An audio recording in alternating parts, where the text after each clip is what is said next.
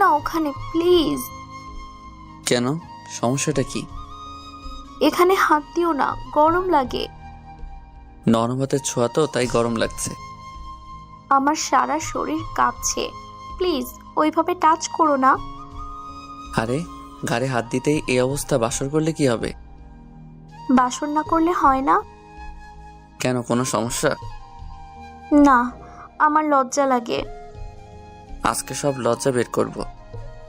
তোমার কি লজ্জা শরম নাই? বউয়ের কাছে কিসের লজ্জা? এইভাবে তাকাবা না আমার দিকে, ভয় করে। আমি কি ভিলেন না, কি যে ভয় পাচ্ছ? সুন্দরী দেখলে সবাই ভিলেন হয়ে যায়। মাঝ সাগরের জাহাজ আর তীব্র স্রোতের ধাক্কায় পানির শব্দ হচ্ছে। জাহাজের একটা কেবিনে শান, যার কোনো খোঁজ খবর নেই আশেপাশে কি হচ্ছে। ঘুমন্ত অবস্থা আওয়াজ পাচ্ছে যে পানি কোথাও ঢুকছে।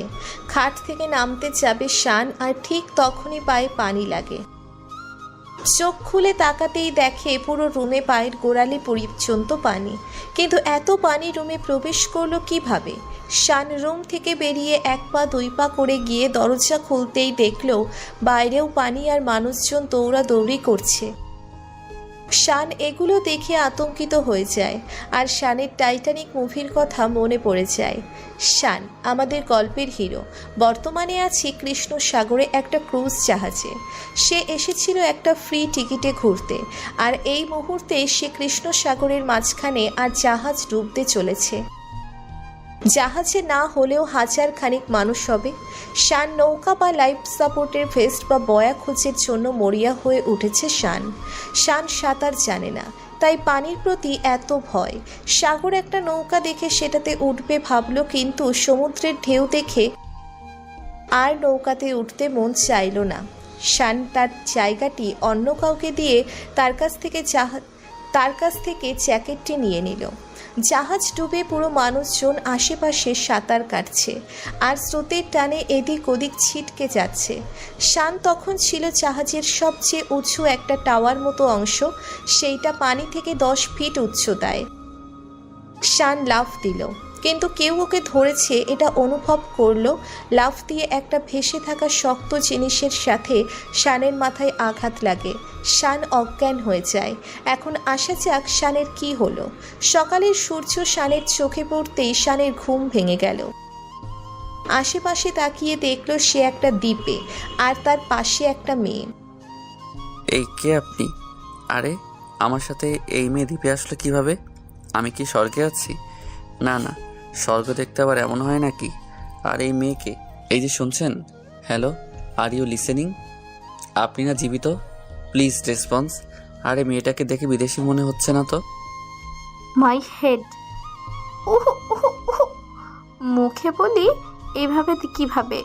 উহু উহু উহু। আপনি কি বাংলাদেশি?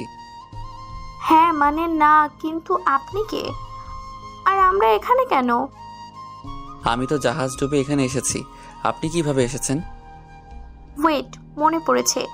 জাহাজ ডুবে যাওয়ার আগে আমি কি করব ভাবতে না পেরে পানিতে লাফ দেই, আর স্রোতে ভেসে যাচ্ছিলাম। আর আপনার সাথে জ্যাকেট ছিল, তাই আমি জড়িয়ে ধরি। তাহলে এই জন্যই তখন শরীরটা ভারী লাগছিল? রেহানা শান দুজনের পরিচিত হয়ে নিল। রেহানার বাবা অস্ট্রেলিয়ান আর মা বাঙালি। এখানে ঘুরতে এসে জাহাজ ডুবির শিকার হয়। ওরা দুজনেই কাদামাখা অবস্থায়, তাই যে যার মতো দূরে কোথাও গিয়ে ফ্রেশ হয়ে নিল, কিন্তু জামাকাপড় ভিজে অবস্থাতেই আছে। শান ভিজে অবস্থায় থাকতে পারে না, ওর জ্বর এসে পড়ে। শানের পকেটে লাইটার ছিল। শান কাঠ আর দ্বীপের বিভিন্ন শুকনো সামগ্রী যা তীরে এসে জমেছিল সেগুলোতে আগুন ধরায়। আগুন দুজন শুকিয়ে নেয় নিজেদের। রাতে শান মাছ ধরেছে, সেগুলো পুড়িয়ে দুজন খাচ্ছে। আচ্ছা, আমাদের রেস্কিউ করতে যদি কোনো টিম বা মানুষ না আসে, আমরা কি দ্বীপেই মারা যাব? অত মৃত্যু নিয়ে ভাবেন কেন? এত মানুষ ডুবেছে, কজন আপনার আমার মতো এরকম সুখে আছে? ম্যাক্সিমাম মানুষ মারা গেছে, আর যাও কয়েকজন বেঁচে আছে হয়তোবা সমুদ্রের মাঝখানে কোনো নৌকায় ভাসছে, আর নয়তো আপনার আমার মতো অবস্থা তাদেরও। আচ্ছা, আপনি কি আগে কখনো এরকম পরিস্থিতিতে পড়েছেন?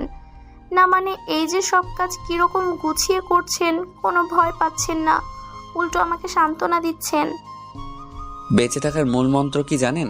নিজের উপর ভরসা রাখা। থ্যাঙ্কস। আপনি না থাকলে আমার যে কি হতো। এখন এই মাছটাকে শেষ করুন, আর এই যে ডাবের পানি।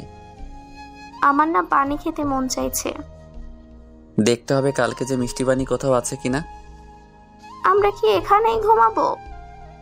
এখানে ঘুমানো ছাড়া আর কোনো উপায় আছে? আমার তো শীত করছে। এইদিকে আসুন আর এইখানে শুয়ে পড়ুন। শান গাছের পাতা দিয়ে বেড়া দিয়ে একটা দিক ঢেকে দিয়েছে, তাই ছোট্ট একটা কুটুরির মতো জায়গা হয়েছে। 5 দিন হয়ে গেছে রেহানার অবস্থা দিন দিন খারাপ হচ্ছে।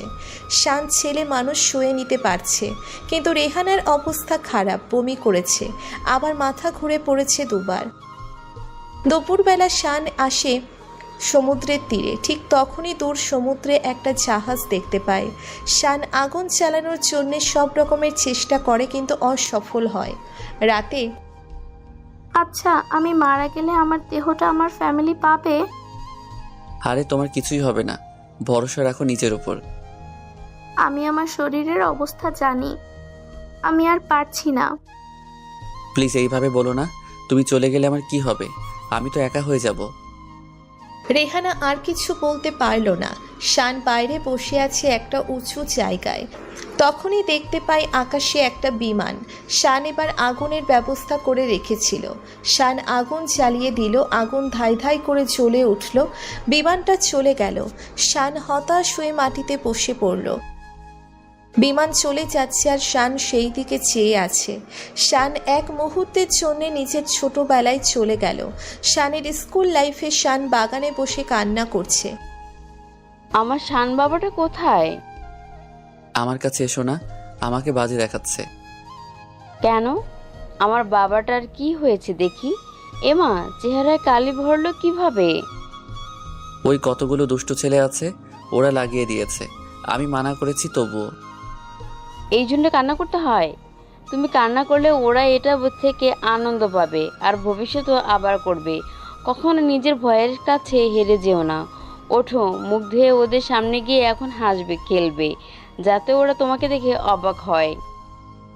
শানের কথাটা এখনো মনে আছে।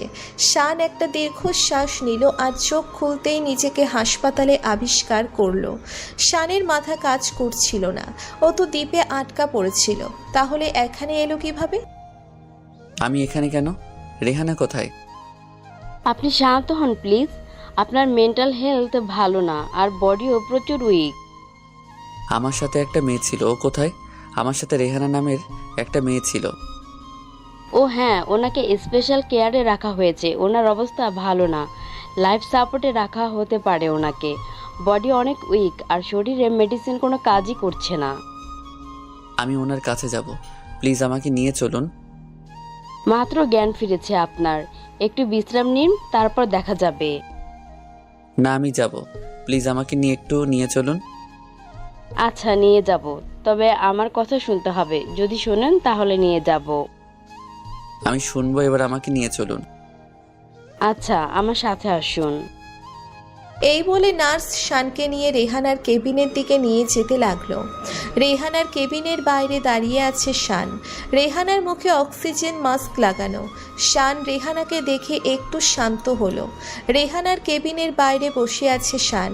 রেহানার জ্ঞান ফিরেছে এখন, কিন্তু শান কেবিনে যেতে ইতস্তত বোধ করছে।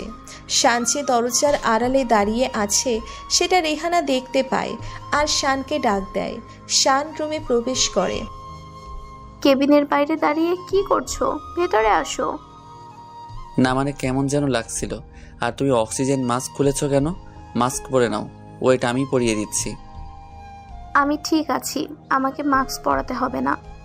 তুমি কেমন আছো সেটা বলো। আমার তো তেমন কিছুই হয়নি। তোমার চেহারার যা অবস্থা, 1 সপ্তাহের রেস্ট দরকার। আগে নিজেরটা দেখো, তুমি তো উঠেই দাঁড়াতে পারছো না। এইটা নিয়ে কেউ মজা করে ফাজিল? এইভাবে 3 দিন চলে যায় আর শানের সাথে রেহানার বিদায় বেলার সময় চলে এলো।